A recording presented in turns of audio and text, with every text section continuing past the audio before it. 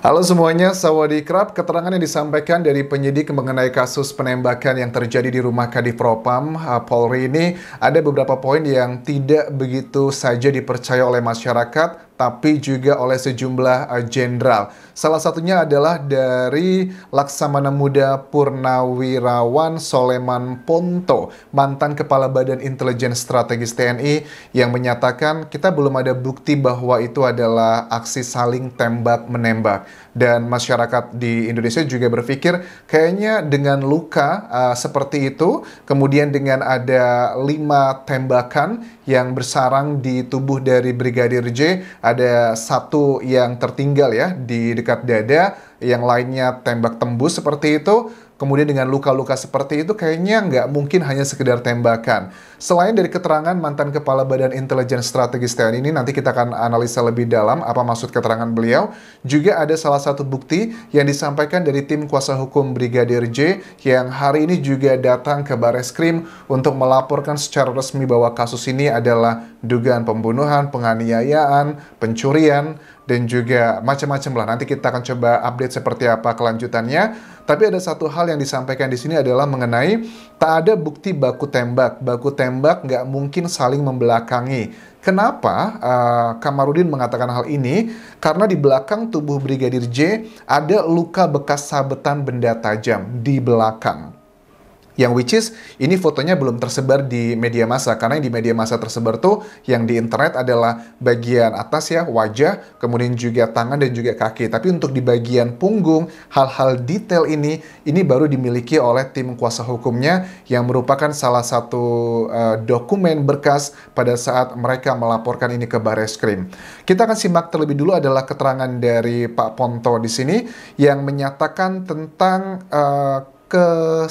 kejanggalan yang dilakukan dari tim penyidik. Oke, pada saat seorang Bin gitu ya, mantan Bin mengatakan hal ini, pasti juga bukan sekedar opini, tapi juga berdasarkan pengalaman. Maksudnya seperti apa? Maksud Pak Ponto? Yang saya bilang, ini di luar kebiasaan polisi. Polisi selama ini, wah, sangat cepat sekali kalau pembunuhan. Oke, di program Sapa Indonesia Malam Kompas TV ini biasanya dikatakan begini ya, polisi itu biasanya sangat cepat sekali dalam kasus pembunuhan, apalagi kalau sudah ngomongin data-data otopsi langsung semua dibeberkan, seperti itu. Apalagi kalau sudah ada yang namanya otopsi, wah itu sangat cepat. Tapi sekarang kok enggak.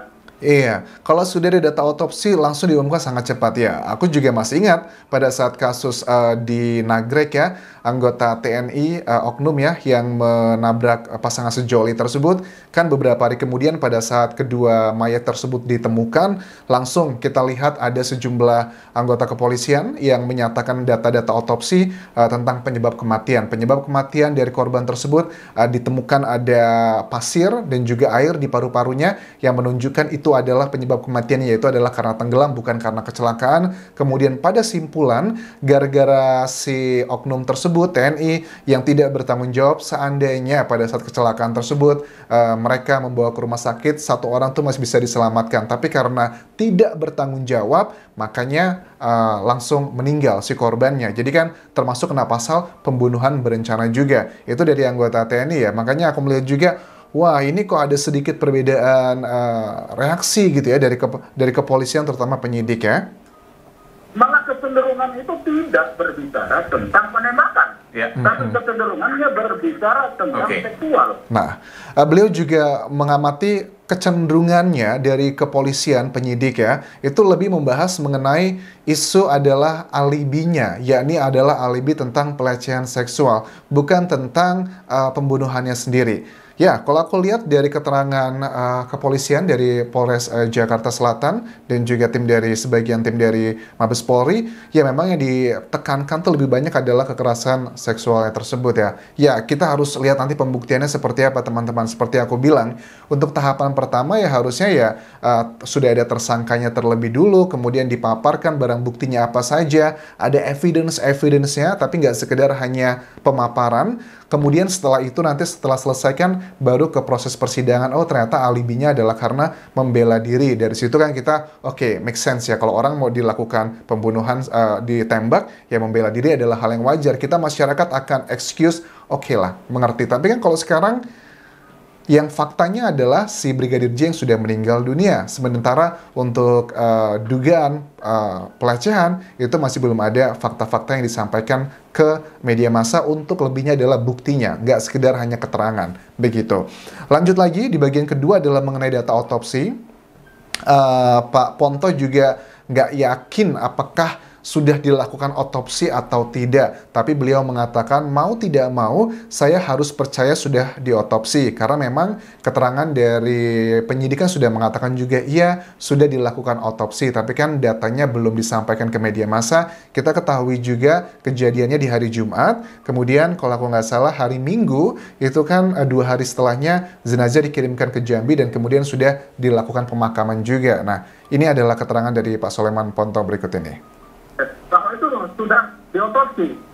Jadi mau tidak mau saya harus mempercayai itu. Tapi lagi-lagi berarti kalau disampaikan tadi saya sependapat, kalau Kompolnas belum melihat, apalagi saya yang belum melihat lah. Berarti yang kita tahu sekarang makin jelas bahwa ada orang mati yang sudah dikuburkan. Nah, ini juga menarik pada saat Aiman di program Sapa Indonesia Malam ini bertanya ke Kompolnas, karena Kompolnas juga hadir, yang hadir adalah komisionernya Albertus Wahyu Rudanto.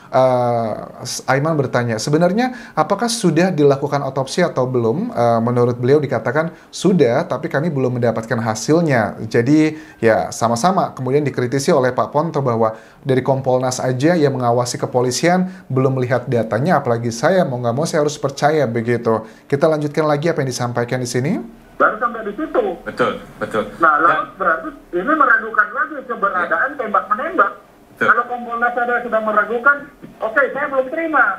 Ini Oke. Itu adalah alasan beliau kenapa meragukan ada kejadian saling tembak-menembak. Di samping dengan data-data yang sudah aku bahas di video-video sebelumnya, teman-teman, untuk lebih detailnya. Sekarang coba kita simak keterangan dari Albertus Wahyu Rudanto, Komisioner Kompolnas di sini, mengenai langkah selanjutnya yang harus dilakukan untuk mengawal dari kasus ini. Karena aku melihat kecenderungannya di awal-awal, hari ketiga lah setelah kejadian ya, minggu pertama, di Senin kemarin, itu banyak masyarakat yang banyak mengkritisi Kompolnas karena dinilainya terlalu menjadi kayak hanya sekedar juru bicara dari kepolisian. Padahal tugas Kompolnas itu adalah untuk mengawasi. Bagaimana cara mengawasi? Ya menurut aku juga harus dengan mengkritisi, dengan mempertanyakan semua data-data yang disampaikan dari kepolisian. Misalnya ya gimana ya, kalau kepolisian mengatakan A, B, C, dan D, ya kita harus mengkritisi dulu, ditanyakan bener nggak, buktinya mana. Kan kalau kita melihat, aku melihat kecenderungannya teman-teman di sosial media itu banyak yang kecenderungannya menyudutkan Kompolnas. Tapi sekarang aku melihat lagi, sepertinya Kompolnas sudah tidak mau lagi jadi bemper karena mendapatkan tekanan juga dari masyarakat Indonesia. Tapi ini yang disampaikan. Karena ketuanya kan Pak Mahfud MD ya, dan Pak Beni adalah ketua hariannya. Pak Beni itu kenapa juga menjadi garda terdepan untuk kasus ini di minggu pertama? Karena beliau juga dulu reserse, jadi punya pengalaman dalam penyidikan seperti ini. Contoh kita kumpulkan fakta, data, analisis dengan scientific crime investigation, kemudian logika-logika yang tidak masuk akal itu kita analisis secara benar. Oke. Jadi instruksinya dari Kompolnas adalah kumpulkan fakta, dan juga fakta saja tidak cukup, tapi harus menggunakan logika-logika dan juga menggunakan sains. Aku setuju banget karena fakta itu belum tentu menggambarkan apa yang terjadi sebenarnya. Fakta aja itu bukan berarti adalah apa yang terjadi sebenarnya. Fakta ditambah dengan logika, ditambah dengan sains atau ilmu pengetahuan, itu baru komprehensif begitu. Karena kalau cuma diambil bagian-bagian tertentu dari fakta, menurut aku itu adalah bagian untuk framing tertentu. Dan yang sekarang kita lakukan adalah mengumpulkan fakta dulu. Ketika cerita-cerita, asumsi, juga berbagai versi, itu masuk banyak sekali. Dan itu akan kita analisa dengan nanti fakta yang ada, dengan data yang ada, dengan relevansi-relevansi yang masuk. Fakta, relevansi, dan juga situasinya. Tapi kan kalau kita lihat sekarang, pada saat collecting data, pengumpulan data-data adalah fakta-faktanya. Ini juga udah nggak benar 100%. CCTV ada 2 ya, CCTV yang dari komplek dan CCTV di rumah kejadian. Itu gimana ceritanya? Terus juga fakta lainnya mengenai olah TKP pertama kali, siapa yang menyaksikan? bagaimana kondisi di TKP, adakah rekaman kondisi pertama di TKP itu seperti apa, kemudian barang buktinya, let's say adalah mengenai baju dari Brigadir J itu seperti apa. Karena dari baju aja itu juga bisa menjadi petunjuk emas ya di dunia otopsi untuk melihat apakah robekan di baju tersebut karena peluru atau karena kena benda-benda yang tajam ataupun tumpul. Itu kalau kita ngomongin fakta aja, di bagian collecting datanya itu udah nggak bener, udah sesuatu hal yang janggal. Kalau kita mau ngomongin, nggak usah pakai asumsi, nggak boleh pakai hal-hal yang logika tapi berhubungan nggak ada datanya, ya nggak bisa juga. Karena pada saat dari kepolisian mengatakan harus melalui fakta, faktanya aja, collecting datanya aja udah bermasalah. Jadi ya menurut aku kasus ini ya harus benar-benar menggunakan science dan sainsnya ada dengan otopsi sih kalau aku lihat sekarang. Karena kan jangan sampai kita hanya rely kepada keterangan saksi ya. Karena keterangan saksi itu banyak sekali distorsinya. Ya bisa aja bohong, bisa aja ini itu. Tapi kalau keterangan dari data ilmiah, misalkan CCTV, ataupun juga dari otopsi, itu sih mutlak ya. Apalagi di otopsi kan juga ada kriterianya nih. Mana yang sekunder, mana yang primer. Istilahnya adalah petunjuk emas, petunjuk perak, itu kan juga ada kriteria masing-masing, dan menurut aku itu jauh lebih valid dibandingkan hanya sekedar keterangan saksi. Karena keterangan saksi ya seperti kita tahu, lidah tak bertulang, bisa aja berbohong dan sebagainya.